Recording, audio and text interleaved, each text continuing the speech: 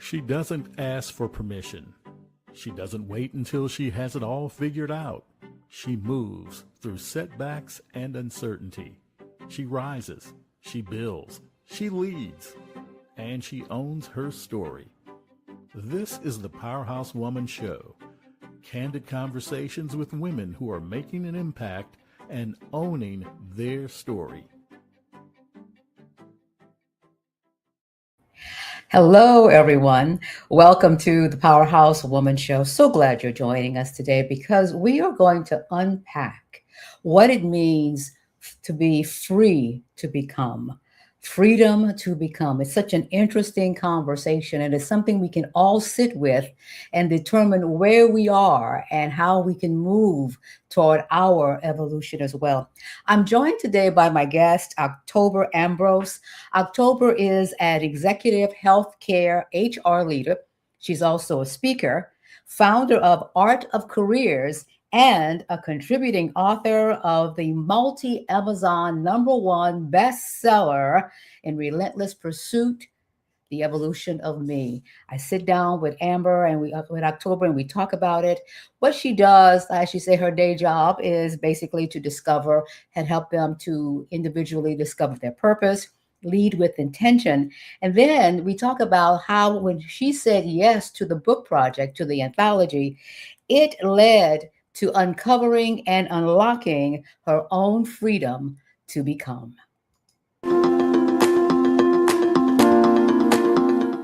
By day, I really have the privilege to serve communities, patients, my team members, with a focus on people, leadership, culture, and creating an environment where people can do their best work. Now, my love and true passion, and the reason I founded Art of Careers is because I believe your career should be an extension of your purpose, not just a paycheck. If you're chasing titles, and I've been there, I've done it, it's not satisfying. At some point when there's a disconnect or you've reached the plateau or the top, but if you don't have joy, that's not something that you want to continue doing. How I got here, I used to do direct patient care and somehow was going to nursing school because that was a natural path. And I took an HR elective and changed my entire major and gave up my spot in the nursing program. So that's a little bit of how I got here. Something fun and new that we're doing at Art of Careers is I'm developing a leadership operating system about things that allow new teams to form and storm quicker, or if there is a team that has been together but they are lacking trust with each other and unable to move goals and objectives forward. So, but ultimately, I truly believe that when you become the best version of yourself, everyone around you benefits. Let's stay there for a second, October, because it seems like something we would all want, right? To be the best version of ourselves and moving in this universe and in this world and in our jobs and our careers. What gets in the way of that? Things that get in the way are typically yourself, because you are looking outside of yourself for approval, for acknowledgement, for someone to tell you what your gift and passion is. I currently have a client who, by title, it felt like she was taking a demotion, but she actually was able to get more money and more joy because her current role is more aligned with where her passion is, where her work is. It's something she would do for free, but she gets paid for. So I think a lot of times other people's opinions, she really struggled with, what about my current peers? If I go from a senior manager to just a manager, she said, well, they think I got a demotion. How will they judge if I did something wrong? So we spend a lot of time working through, why does it matter? What does it matter what other people think? If you know your reasons, your organization and your leaders know, you have to decide if you're going to take that into account or not. As you were saying that, I was thinking about the one and only Oprah Winfrey. She sucked when it came to being an anchor and doing the news. So they, instead of firing her, they put her on a morning show where she would just interview people. Well, we know the rest of that story, right? This is Right. where she belonged, and it was amazing. So think of Oprah, Powerhouse Women, when you start to worry about, is this going to be viewed as a demotion? Is this going to be viewed negatively about your peers? And like you're right, October, why does it matter? So why does it matter for so many people about how other people perceive what's going on with your life and with your gifts and with your talents? I like to center myself on something that someone, I don't know if it was at a sermon or a nugget that came to me, a word about 15 years ago. But it was, you had a purpose long before people had an opinion. Ooh, let's all write that down, Powerhouse Women. We love that. Really, from the womb, when you were created, we were all created with a purpose. And we all have different journeys to get there. But when you get there, you know what it is. And you have to just set aside judgment, including judgment of ourselves. Mm. That is so, so good. But one of the things we're so excited to talk to you on the Powerhouse Woman Show, October, is the fact that you are one of the contributing authors of an amazing book that's coming out hardback very, very soon. We just had the ebook launch of In Relentless Pursuit, The Evolution of Me. You're one of the particular authors. And tell us just a little bit about your chapter and how you decided that you were going to write about that, because that's one of the things that people get a little nervous about when they're part of an anthology or part of this project is, what do I write about? How much do I share of me? And what will happen as a result of that? So why did you settle on your particular focus? For me, my chapter's titled The Hardest Forgiveness. And really, I started writing my chapter thinking it was going to be about something else. But through the process of writing, which is not easy. So for authors out there that are writing entire novels, bravo. I just discovered that there was a deeper story to be told. For me, evolution became my story of freedom. So freeing myself from things that didn't really belong to me. I'd gotten bogged back down, but it was just, again, a reminder. I had a purpose before others had an opinion. So that process of writing and self-forgiveness and the freedom that comes from that, did you surprise yourself as to how freeing it would be for you? Because we were at a writer's retreat, and I remember you were like, and I got the first whatever written, and I got it done, and I'm going, she's an A++++er, number one. I think I kind of got my title. Yep. Did all of that really surprise you and free you as well? It surprised me because it caused me to do an inner reflection. I am a number one grace giver. I am very much, when it comes to moving along, someone that will tell you all the things. Don't hold yourself to that. That's not who you are. However, I did not give myself that same grace.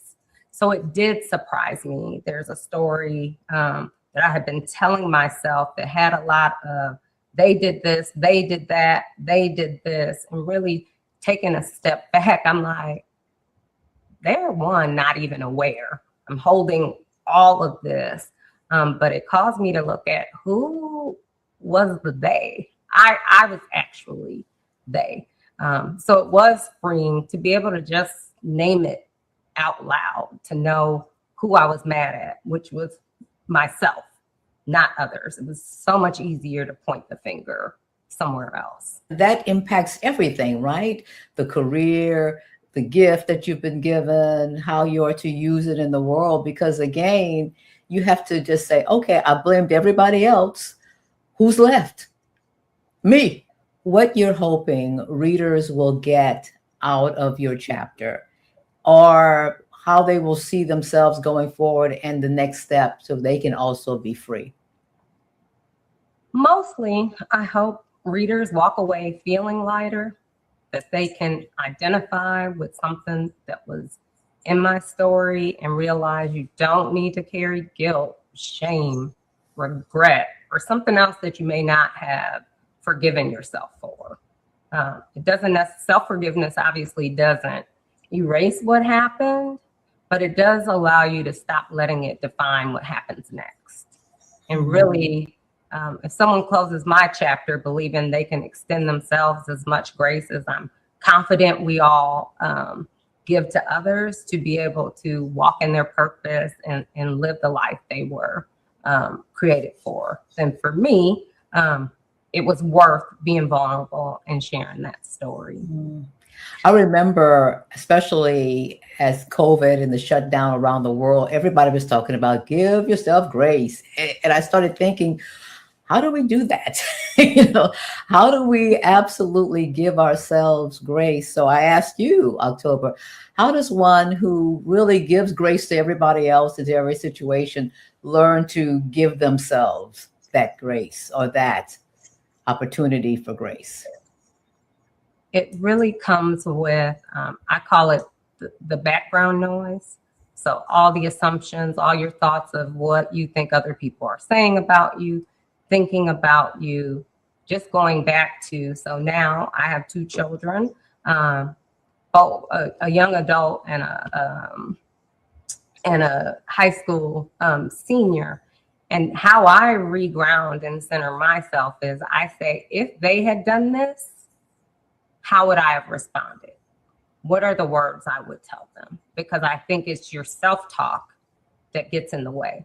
It's that little voice that's always there, that's not giving you grace, right? We're the hardest on ourselves than most anyone else. So just remembering whoever it is that you give the most freeing grace to, put yourself in their shoes. What would you say to them if X was happening? And then truly allow yourself to have that same grace. How do people work with you? How do organizations work with you? So that, because you're really doing some great work that is turning on its head how we view purpose, how we view leadership and intention. Absolutely. Currently, I have the privilege to lead at an organization during the day. I am a trusted leader there and sought after resource. So that absolutely helps. But then with the Art of Careers, it allows me to work with individuals one-on-one in a different space. Really, you flushing out, what is it that you want to do? Where's your passion? What excites you? What drains you? What was exciting about your journey through your career? Are there things you can piece together? Because there's a career that would be happy to, or a job that would be happy to have all those skill sets merged, but really understanding what that is. And then from an organization standpoint, I facilitate, again, leadership retreats, helping new teams form faster through the blueprint, as well as teams that maybe have been together that are just struggling to get there. So you can contact me on my www.artofcareers.com to get connected and more information for that.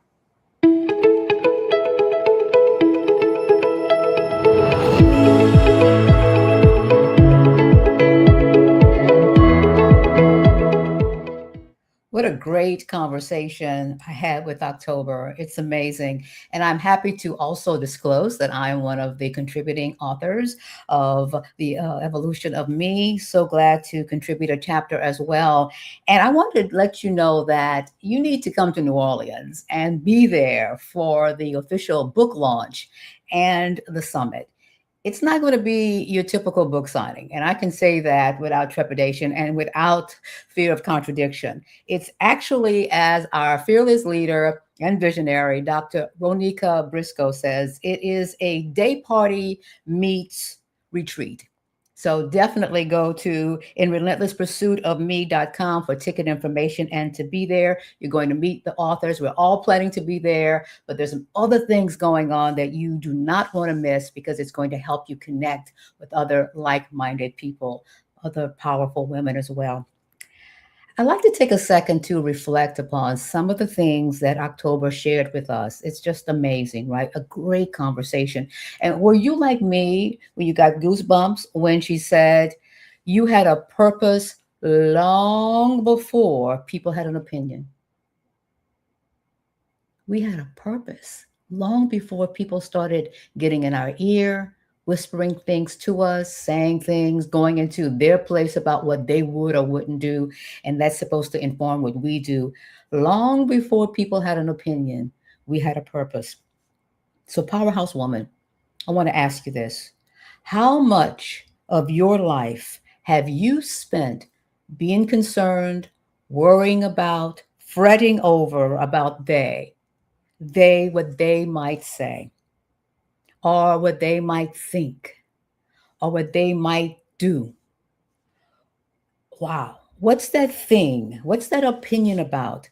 And I think it's important that we decide that at some point now especially as the time, that we just say, if I am to be free to evolve, free to become, I let that go.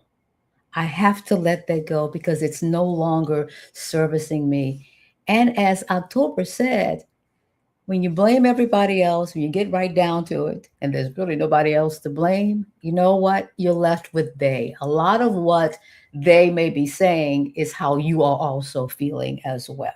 So I want you to think about that. Freedom to become, freedom to evolve. And you say, well, okay, well, that's good, but what do I do about it? Take a few minutes today, this week, or whenever you see this show, and ask yourself, how am I allowing or letting the opinions of others impact my purpose, impact the direction that I'm and the path that I am setting on? And then what do you do about that? Reflect, reject, and rewrite. You know, we can't always erase and go back and erase our story. Things happen. What is, it is, and what was. But going forward is where we're focusing, taking the lessons that we've learned and move forward as well. I want to thank you so much for tuning in today for the Powerhouse Woman Show. And if you would be so kind as to subscribe and share and comment, and you probably are saying, why? Why would I do that? It helps. It helps other people find this show because we are dedicated and focused on uplifting women, powerhouse women who will come on the show, share their stories, their backstories, what they're all about, and how they can make this world better. Thank you so much for joining us today. We really appreciate it. We'll talk to you next week on the Powerhouse Woman Show.